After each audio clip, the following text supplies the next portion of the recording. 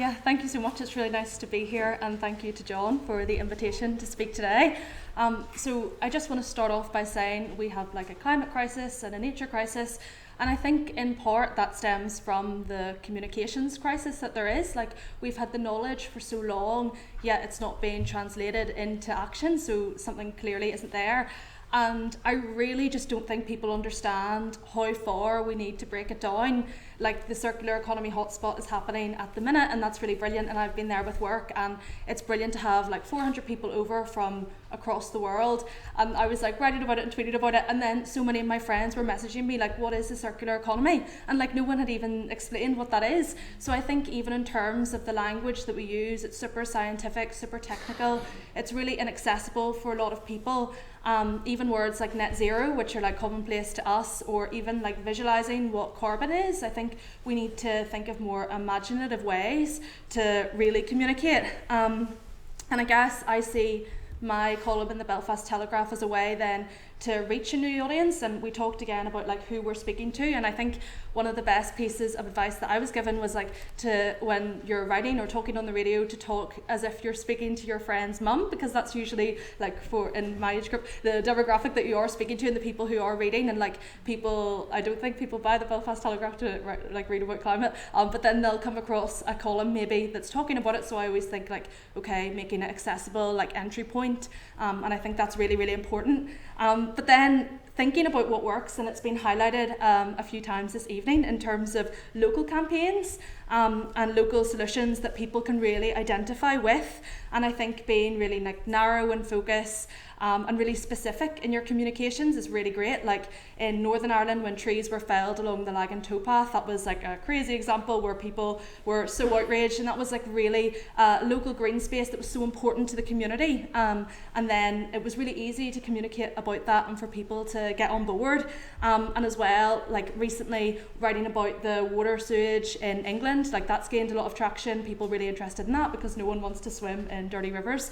And as well, the disposable vapes question that's coming up, and the EU are looking to ban disposable vapes, and we're pushing for that in the UK as well. But disposable vapes is a really interesting one because you've got the health angle as well as the climate angle. So I guess that brings me on to the second thing I wanted to say, was just about talking about the co-benefits of climate. I just think that's so important. And I started writing for the Belfast Telegraph in 2021, so not as long as a lot of people here. But even since then, I've noticed that it's so much easier to talk about things like fossil fuels. Because of the cost of living crisis, people often think then of like the huge bumper profits of fossil fuels companies. So it makes me talking about ending fossil fuel exploration and extraction a lot easier, because I can talk about it from an economic perspective as well. And I think the health angle is like hugely underexplored. Like when they released the report like 2 weeks ago, and it was about how the Irish diet is like driving people to death because it's so heavy in meat and dairy. But again, that was a huge opportunity for like the health angle, and health and climate professionals contributed to that report, and I think that lends a legitimacy and a credibility. So I think we need to see a lot more like joined up thinking in that regard. And of course then money as well, because as it's been raised this week at the Circular Economy Hotspot, a lot of the people who are interested in environmental issues like tend to come from like middle class backgrounds. So I think it's really important then that we're thinking about solutions that are like socially just and inclusive as well. But then moving on to think about the challenges, I like find it really hard personally when we're talking about climate. It's generally quite negative, so trying to think of like positive news stories, and I know there's really nice examples of that, like Solutions Journalism and RTE do that like local climate heroes piece, which is really nice, going up and down the country looking at people who are doing really positive things on a really local level. And I work for an organisation that's the representative body of reuse and repair in Northern Ireland, and we're doing a podcast series bringing in our member organisations to talk about reuse and repair at a really grassroots level. So that's like repair cafes, men's sheds, she sheds, tool libraries, lending libraries, toy libraries, human libraries. So that's really good, because again, it's providing people with really practical examples and a way of like overcoming that challenge of always being negative, because I do think that we need to, as people have said tonight, be a bit more positive in our outlook as well. And then again, one of the challenges that I find, and I would be really interested if anyone could speak to this, is just obviously I've talked about the fact that it's important to keep it local, but really aware of the fact that in Ireland we're not yet experiencing the most adverse impacts of the climate crisis. And we saw the huge media coverage of COP26 when it was happening in Glasgow, which is just across the border, but when it was happening in Egypt in COP27, we didn't see it make headlines in the same way. And again, like me and Shauna Core from Belfast Live were the only people over from Northern Ireland. I know there was like quite a few people from the south, which was good. But again, like I think it's really important that we're also not writing ourselves out of the global picture. And the articles that I would write on global news stories just don't do as well. People really aren't as interested. So that's a bit of I would like some advice about that in terms of how you can really write about the global climate stories, because as much as it is important to keep it local, I think it's really important that we recognise our responsibility as well in the global narrative as well in terms of climate action.